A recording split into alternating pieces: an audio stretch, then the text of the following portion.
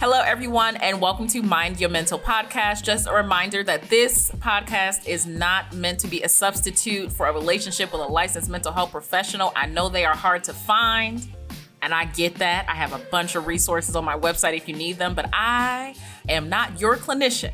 I am a psychologist, but I am not your psychologist. So if you need any specific help, please look for the help of a licensed mental health professional. Learn all you can learn from the podcast. Enjoy the episode. Welcome back to Mind Your Mental. Welcome to the brand new season of the podcast. It has been a long time. It's been a while. It's been like, I would say 2 years maybe. So if you are new to the podcast, welcome. And if you have listened to my previous seasons, welcome back. For those who don't know me, my name is Dr. Raquel Martin. I am a licensed clinical psychologist. I am a professor. I am a scientist in my career aspects. I teach at HBCU, focusing on Black mental health and liberation psych and all that fun stuff. And then personally, I am married. I've been with my husband for it's been a minute. I mean, we've been together since 2010. We didn't get married till 2017 though. Notice the gap in that. And then I also have 2 toddlers, 2 toddler boys. That's like my personal stuff. I'm from Philly. I live in Nashville. I miss Philly every single day.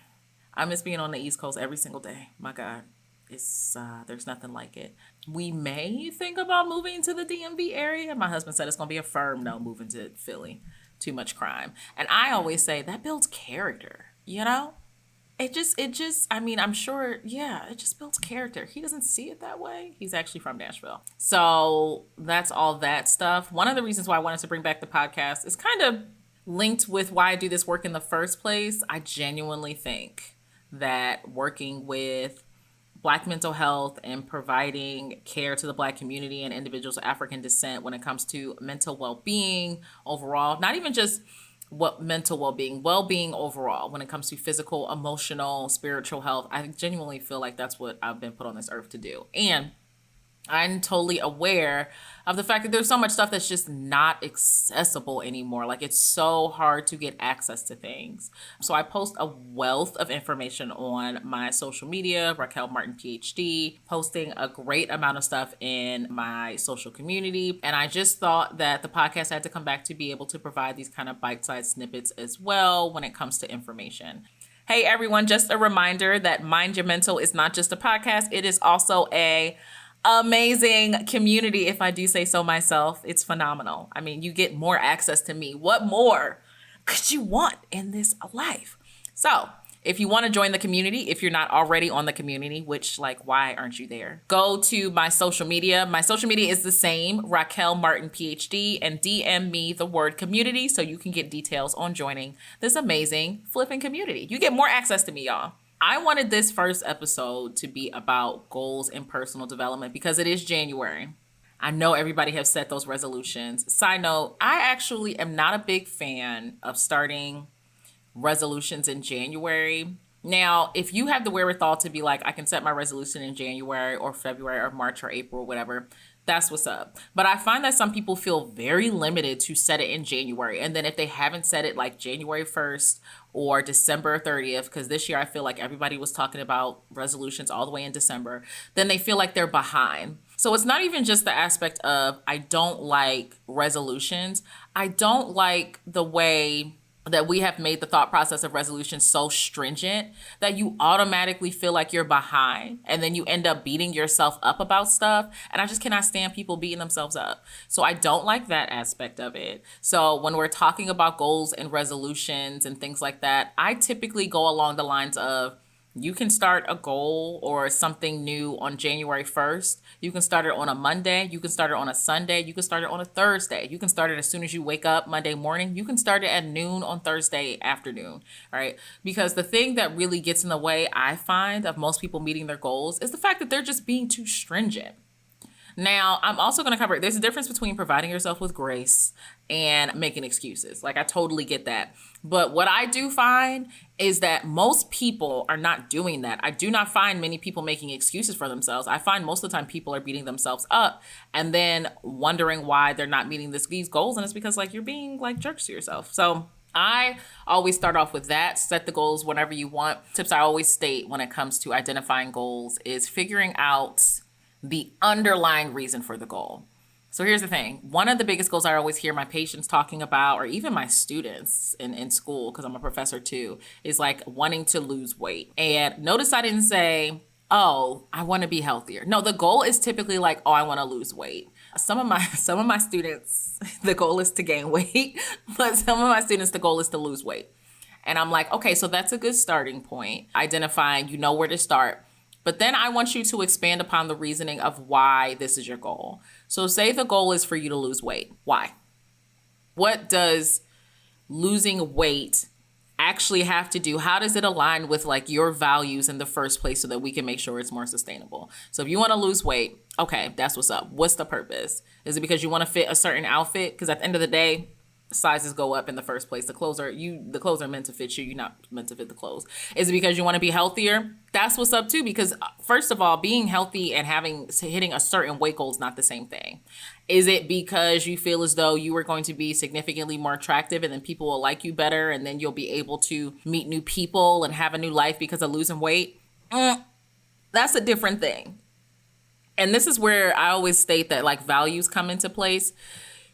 I very much go according to like living a value-based life, identifying what my values are, what drives me to do every single thing in my life. It honestly makes decision-making a lot easier because if it aligns with my values and it's not incredibly inconvenient, I'm probably going to do it. A lot of times we're talking about like decisions are so difficult to make, and I think that's because we're not grounded in our values. If something goes against my value, it's probably going to be affirmed though. Right? But if it goes with my value and it's not ridiculously inconvenient, it's easier for me to make that decision. If the goal is to lose weight because you think it's going to have this huge, significant change in your life and who you are, you're going to have so many different relationships. I would also state that if you are not kind to yourself, if you are not kind to others, if you have a pretty crappy relationship with yourself and with other people, if you're unkind, if you're a bit of a butthead, that's going to be the same whether you're a size 6 or a size 26. So even the thought process that, oh, I lose this weight and my whole life is going to change. Oh, I lost all this weight and there's still nobody around me. Yeah, you might still be a butthead. You might. Maybe instead of losing weight, we should have thought about losing, that terrible aspect of your personality. Just put it out there, right? So I always state that one of the biggest things you have to do when it comes to identifying your goals is figure out the why of the goals so that you could be more consistent.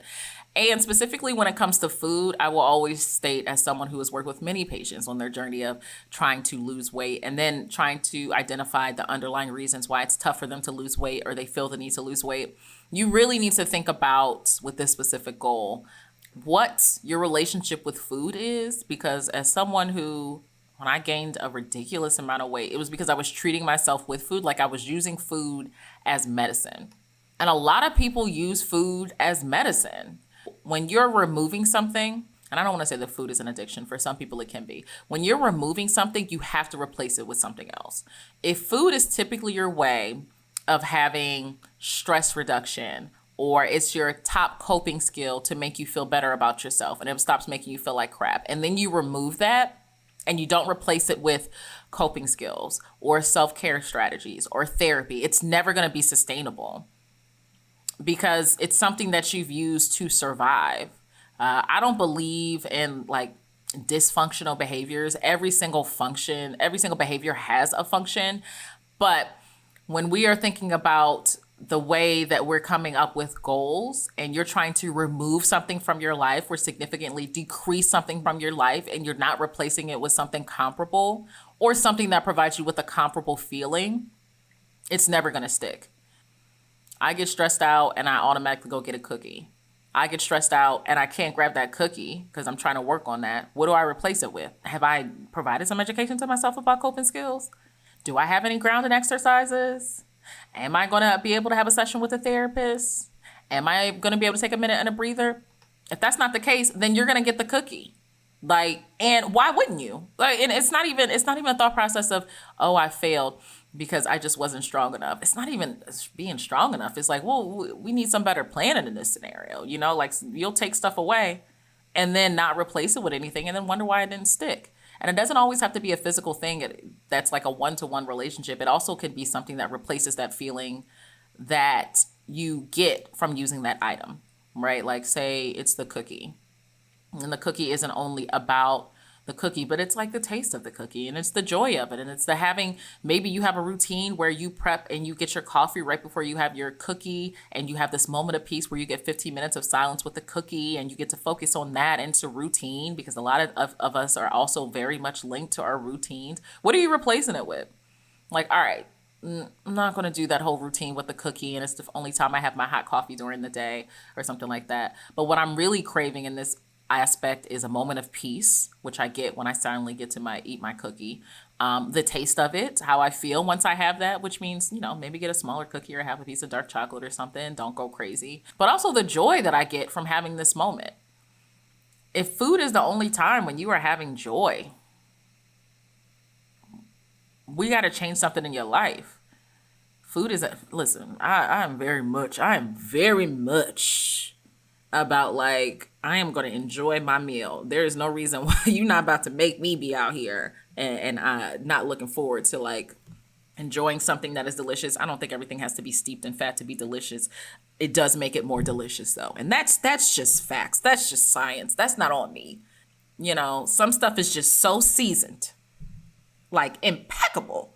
How do you expect me to turn this down? I digress. Anyway, but I will also state the fact that it's also the thought process of, food shouldn't be my only joy. Your joy shouldn't be in one specific thing in the first place. Like, you can never be fulfilled from one item. For example, there was a time when I gained a wealth of weight, and it was in no way tied to having children, which, let me tell you something. Okay, and that's all I'm gonna say about gaining weight with children.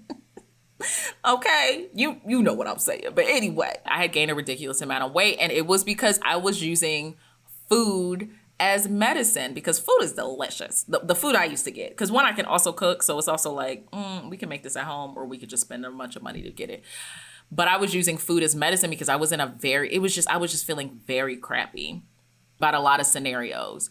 And at the end of the day, maintaining your mental well-being, taking the time to think about what's going on with your life, taking the time to work on that's not sexy, and it's not fun.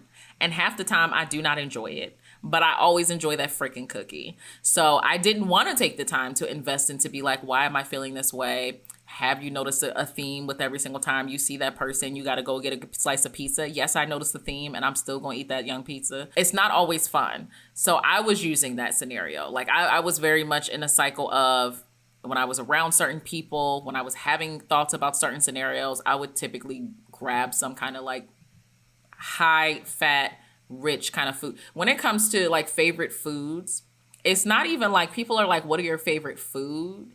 I don't really have a favorite food. I have a favorite line on the food pyramid, so let's just say grains. Let's just say grains, okay? I ain't got no type, okay? So let's just say all of grains. And that includes pizza. That includes cake. That includes, if you got any aspect of flour in it, I like it, okay? And I was getting it, okay? We got to the point where I basically, I tried to convince one of my best friends. She's a nurse practitioner. I was like, do you ever come into contact when people have to take that medicine to have a colonoscopy? This is back in the day, because now they just tell you to take their own medicine. But like when they give you that medicine and she says, yeah. And I was like, can you steal that medicine from me? Because I'm not going to stop eating. I just don't want it to stay in me anymore. It was that bad, y'all. It sounds insane, but I was genuinely like, listen. Yo, just steal the medicine for me, yo. Like, what's the big deal? No one's gonna catch you. It's basically a laxative, but in identifying that like it had gone past where it needed to go.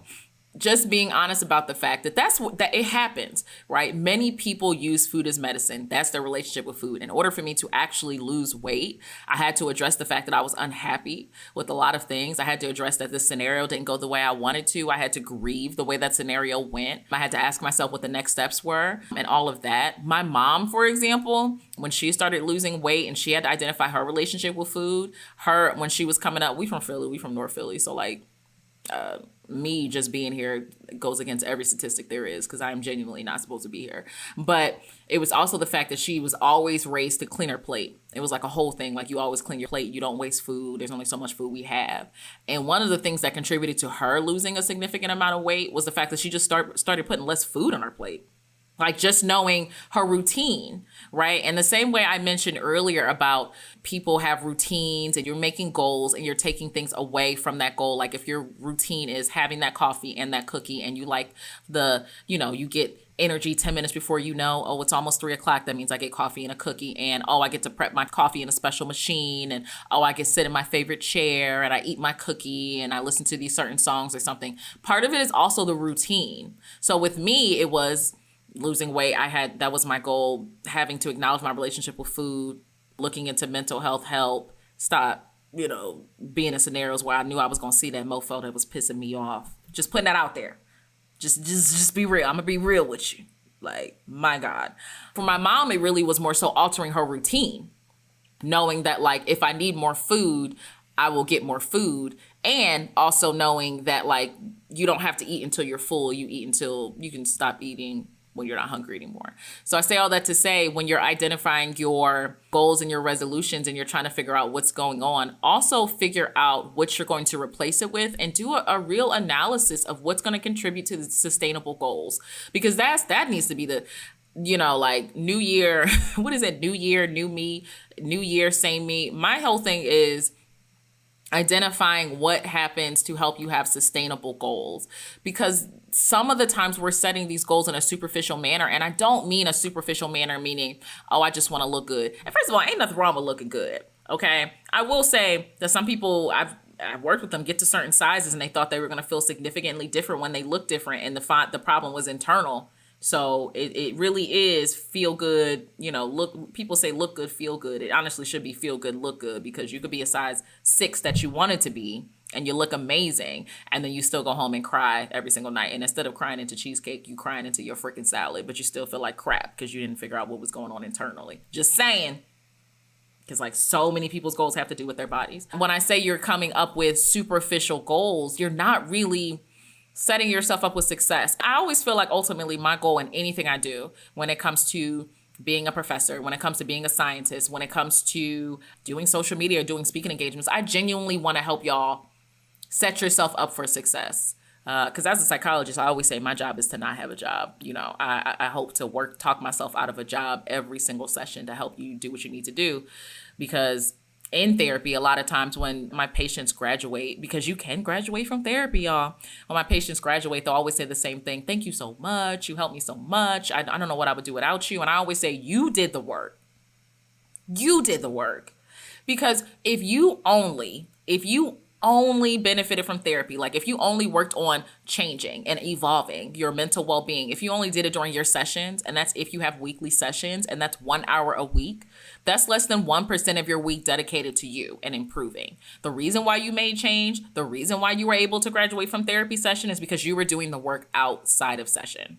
Right? So when setting yourself up for success, when you're thinking about this with your goals, you also need to be more specific when it comes to, don't just think about the superficial aspect of the goal. My goal is to lose weight. I'm going to go to the gym 3 times a week, and that's going to be it. And I don't have to change my food or my relationship with food, or even have to process how I got to this weight gain in the first place. Because then you're just going to go right back there. And you don't even have to use weight loss as a goal. So many times, one of the goals I hear a lot of people setting are, I want to be better with my boundaries. I want to be better with my boundaries. More power to you. Be better with those boundaries. Put them up. But a lot of people are doing that and they don't even know what boundaries are. Do you genuinely know what boundaries are?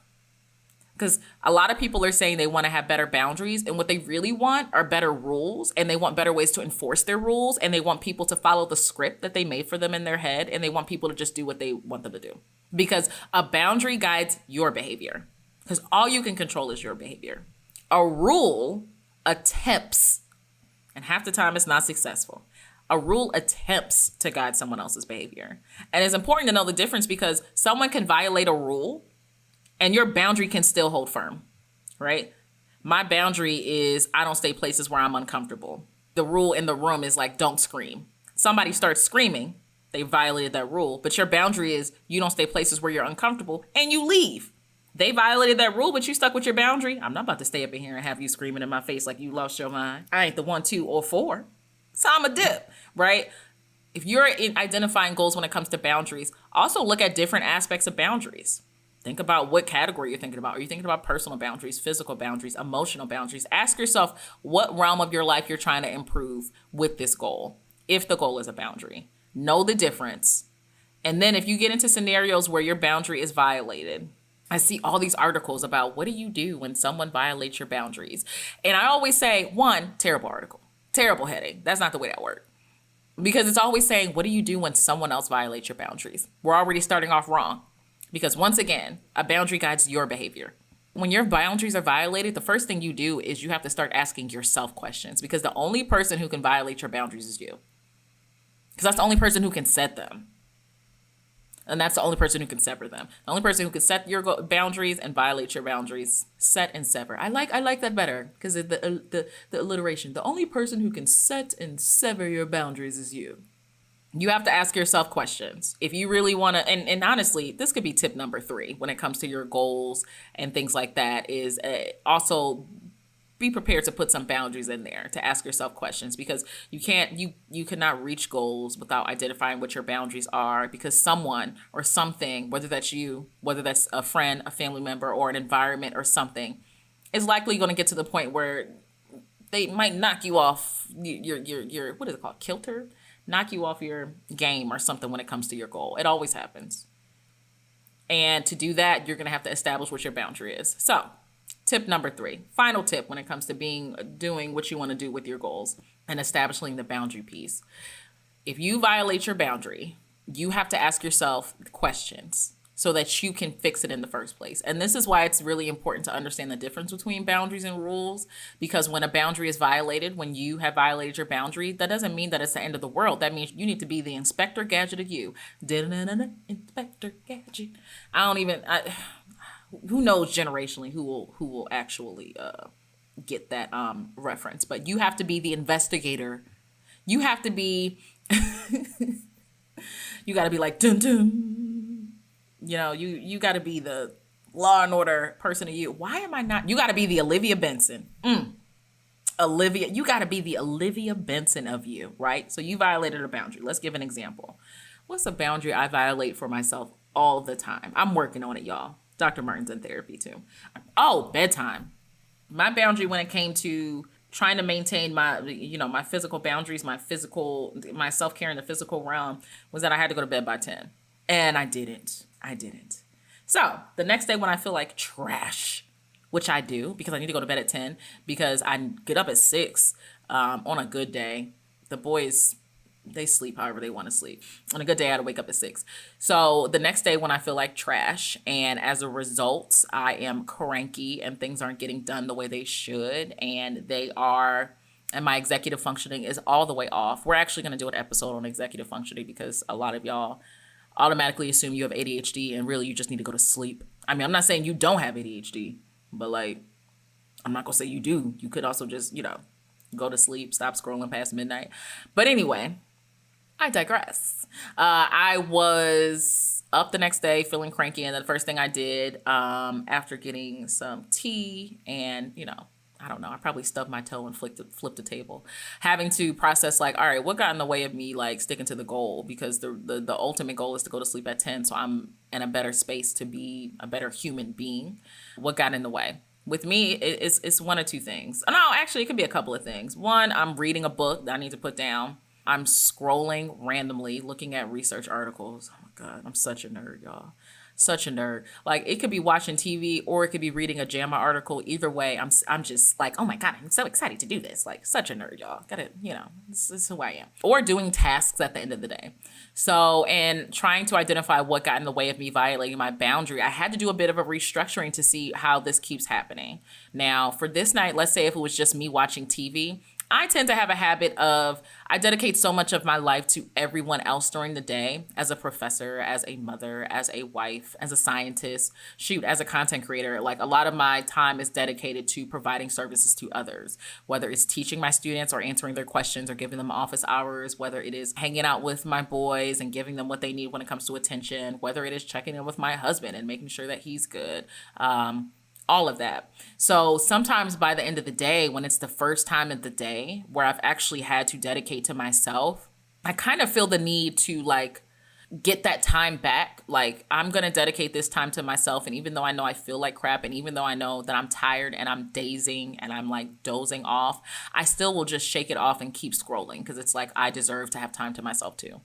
So one of the issues is I need to create some lines when it comes to how much time I dedicate to others. Another issue would say I stayed up late doing a task during the day.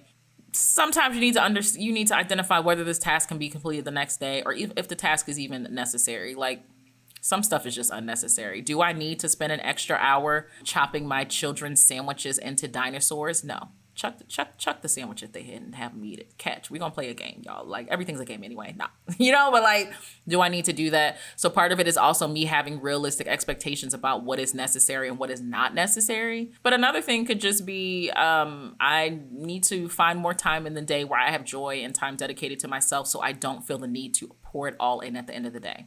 But in doing this, the whole entire conversation is a conversation I have with myself. Eventually, it might have my husband come into play and being like, hey, I didn't get to sleep early last night. Part of the issue, I forgot to ask you to take the boys to do bath time, so I didn't express the fact that you need to do bath time, and I took it so I had less time for myself. So in helping with that boundary, I talk to my husband and communicate. Another one could be as simple as, and this is a habit I do all the time that helps me, unplug my phone in either downstairs or across the room. Because if it's one thing I am not going to do is get out of bed to scroll. So it can be a conversation, but it could also be, sometimes you just got to trick yourself and know yourself, right? If one of my things was I used to snack all the time, but it used to be on trash, delicious trash. Like, oh my God, basura, but like amazing. I mean, I'm actually a lot better with it now. One of the things that I also feel as though gets in the way of goals is like we restrict stuff so much that we feel like we can never have it, and we go honey baked, like ham on it.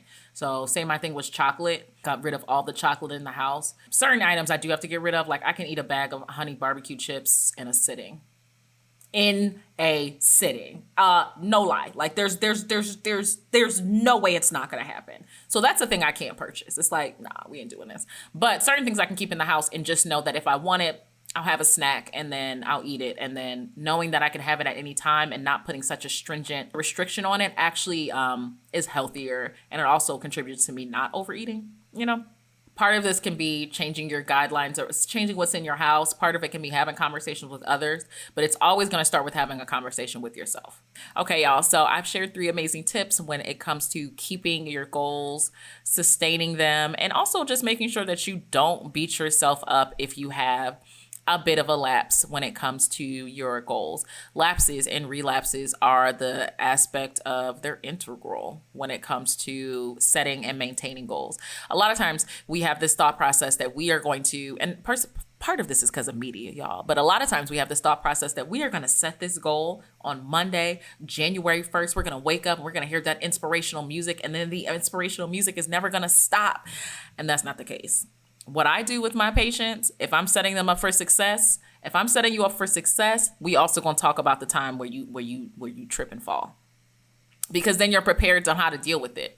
We'll always remember, y'all, 2 steps forward and 1 step back is still 1 step forward, y'all. That's just math. And I feel like we have lost our way with that. Like, oh, I got to make 20 steps forward and then no steps back in order to be a success. That's absurd. And that's not the way it works. That's not even, we're in the social media age and it's a snapshot of reality. But if y'all go to my social media, y'all know I talk about the peaks of my journey, and I also talk about the pits when I am on the ground, crawling for dear life. Like, somebody please save me, Lord Jesus, be a fence, a fence to keep these kids away from me, my loving, amazing kids. So, all right, y'all, thanks for tuning into the episode. And remember, 2 steps forward and 1 step back is still 1 step forward.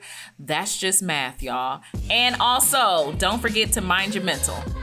And don't worry about minding anyone else's. You got enough to manage minding your own, okay? Mind your own mental.